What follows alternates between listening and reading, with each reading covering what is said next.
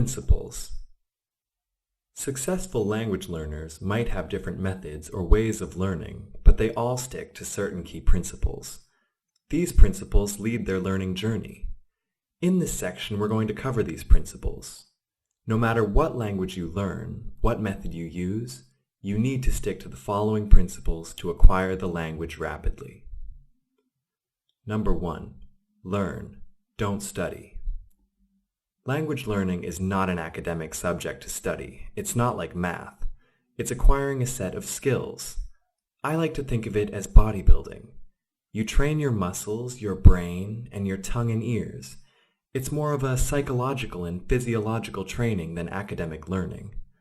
This is one of the reasons you can't learn a language in a school. I hate to break it to you, but schools of today teach all about theory and hardly use knowledge. It fails to teach applicable skills. Studying grammar books for years, making endless drills, playing with flashcards will not make you speak a new language. One day, you won't wake up and speak the language unless you stop learning the same way you do in school and start training to acquire the skills and language. Let me tell you about how this learning works in more detail. Ears. Each and every language has its own melody, and it is quite elaborate. At the very beginning of your learning journey, you can only recognize the language. You hear people speaking it, and you say, "Oh, they are speaking Spanish." With time, you start to recognize new sounds, intonations, stresses, and other patterns. You start appreciating all aspects of this melody. You can even differentiate between the nuances of the sounds. But how does this happen? We have language filters in our brains that filter in sounds that we are familiar with and filter out sounds that we are unfamiliar with. So the more you listen and focus on the language, the more your ears and brain start to filter in the sounds, and the melody of the language reveals itself. Therefore, you have to actively listen to your target language in order to train your brain to let in the new sounds. Brain. Language learning depends on recognizing patterns.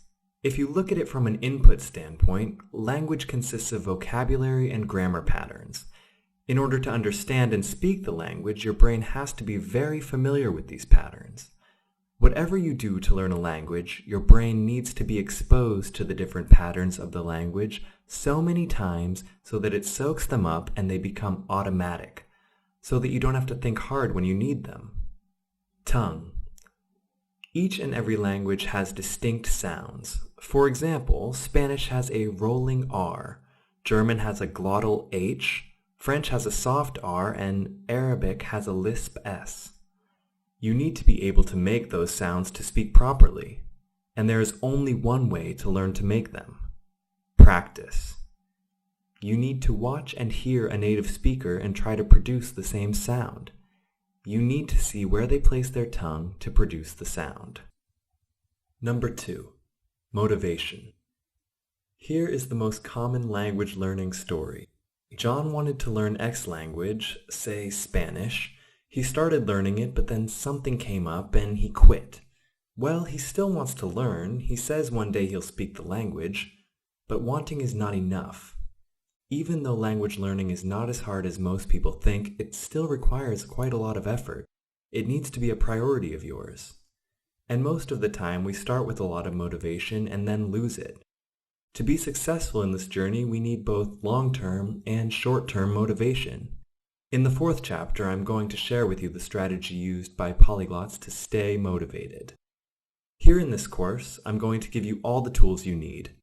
Imagine you met a polyglot. He speaks 50 languages and he gives you all the secrets of language learning. Now, if you don't have the motivation or lose it in the middle of the road, all these things you learn, do they mean anything? You know the answer. So maybe one of the biggest secrets in learning to speak a foreign language is maintaining the motivation to do so. Simple interests in the language itself, the people who speak the language, their culture, or a little childish itch that makes you want to speak that language will suffice to fulfill the motivational need. But even that personal interest may fade when you come up against difficulties or have other things to do. So even being intrinsically motivated at the beginning may not be enough. Picture New York City. You can find a lot of foreigners who live there more than 10 years who don't speak English. Or picture an expat community in any country. They live in their own bubble and they don't speak the language, because none of these people needed to learn the language.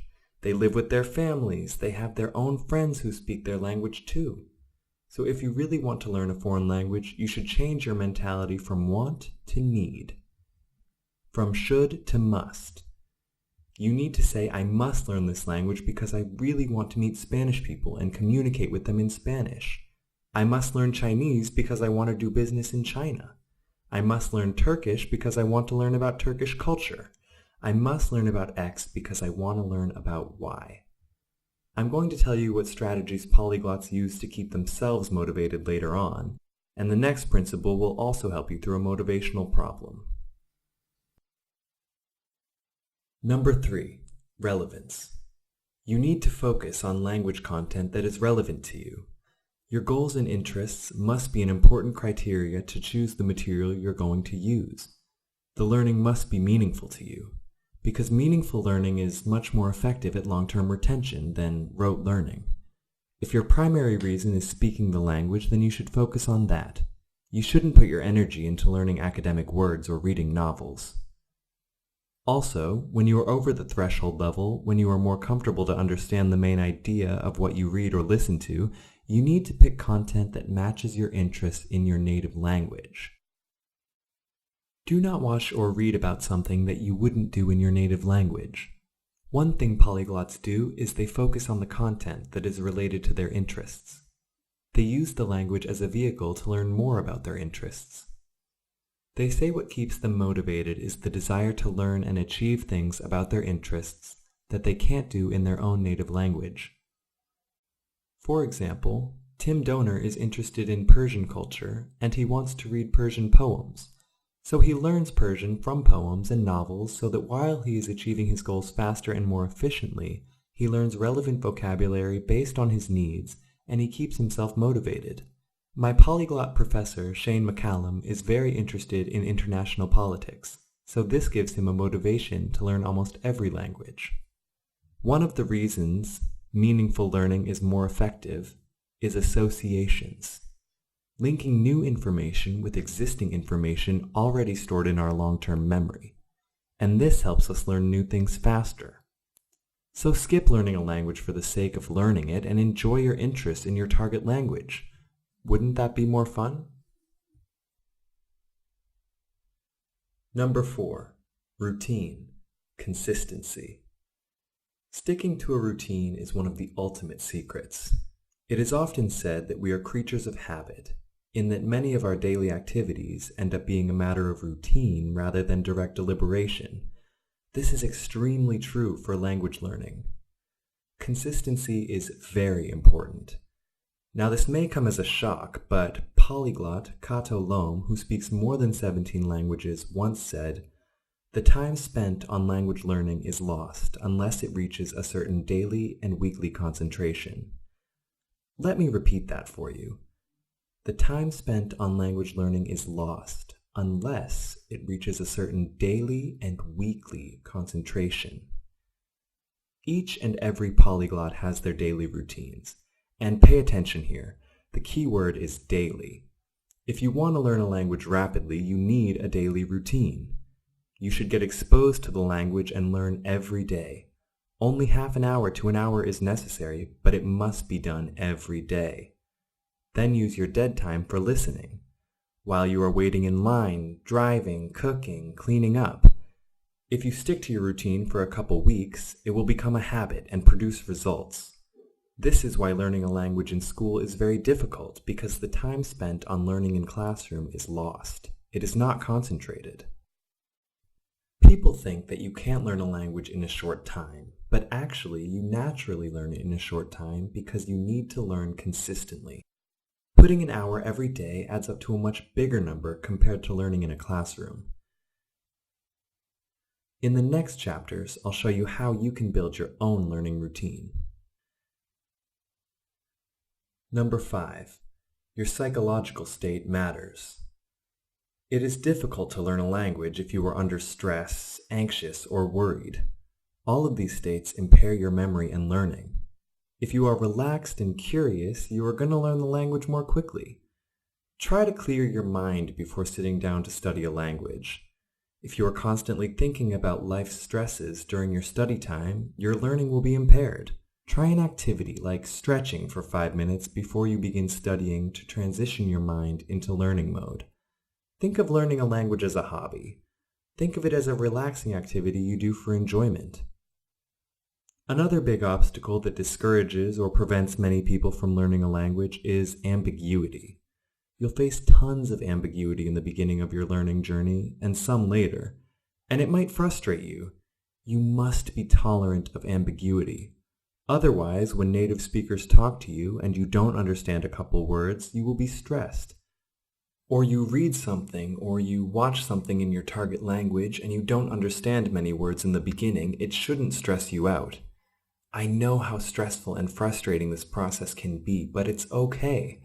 I guarantee you, it doesn't matter how much effort you put in, you'll go through an ambiguity process, and you won't understand everything. If you can tolerate ambiguity and not be frustrated with it, you will achieve fluency, and 4 or 5 unknown words in a conversation or article won't bother you anymore. You are going to utilize the context and understand the message. Number 6. Languages are not taught, they are learned. The most important thing of all to understand when one is learning a language is that the key word is learning. Languages cannot be taught, they can only be learned. People think learning a second language is very hard and slow because they don't apply this principle. They say, "Wow, did you learn that language on your own?" Well, actually, that is how I learned it. Teachers can't do the learning for you. This is the number one reason why so many of us can't learn a language in school. Teachers can't fill brains with language skills. We tend to believe that essential thinking work is going to be done by the teacher. Successful learners put all the effort in themselves. You can do much better with way less effort if you rely on yourself. Language learning has to be carried out by individuals on their own. It is a process of observation that has to be done solo. So you should lead your own learning journey, not the teacher's. Teachers should guide you when you are stuck. Teachers should do what you cannot do yourself. But don't fool yourself, you can do most of the learning. So in order to succeed, you must take active control of your learning journey. Number 7. Risk-taking. Making mistakes. The biggest obstacle that keeps you from achieving fluency is fear of making mistakes. But let me tell you the secret of learning a language. Make as many mistakes as possible. Yes, you heard it right. It all comes down to this. But how? The only way to progress is actually trying to do it. And the greatest indicator of your effort is making mistakes, because making mistakes is inevitable in something as complex as learning a language. The more you make mistakes, the more you're trying and actually learning. So you tried to talk to someone, forgot the words, screwed up the grammar, couldn't understand what was being said to you, and felt defeated. Well, you just moved forward. That failed attempt moved you closer toward not failing next time. It is an opportunity to reflect on those challenging conversations and look at the positives of your speaking experiences. It wasn't a failed attempt, it was a learning curve where you felt outside of your comfort zone in which you identify your mistakes so you can improve. For most people, the main purpose of language learning is to enable communication. So nobody cares if you pronounce something wrong as long as they understand the meaning. From learners in the average classrooms to master polyglots, the speakers who make more mistakes actually communicate better.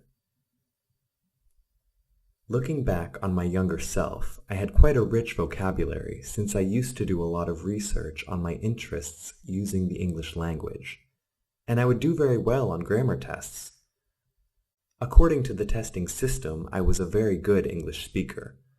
But despite that, I wouldn't speak a lot in the class because I was afraid of making mistakes, even though I didn't admit it to myself back then.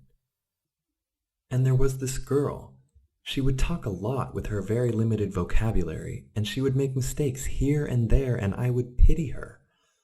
Well, now I can see why I couldn't speak English despite all that vocabulary I had.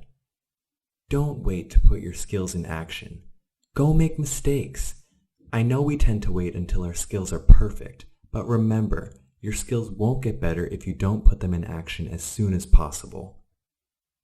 A lot of people spend so much time studying a language, but since they start trying to speak after so long, their progress is very slow compared to polyglots. Polyglots try to speak it as early as possible, whereas most people just waste time waiting for the perfect moment to try to speak it. You've got to start trying as early as possible. The biggest proponent of this approach is Irish polyglot Benny Lewis. He takes this very seriously. He is fluent in 7 languages, and he states that he learns a language in 3 months. He says even if you know 10 words, start speaking the language from day 1. Well, to me this is extreme. Many other polyglots start speaking a little later. I prefer to spend 1 month before speaking. But you can try speaking from day 1. This is your own journey. You are going to decide your pace. So you'll make mistakes, there is no doubt about it. Make them with enthusiasm.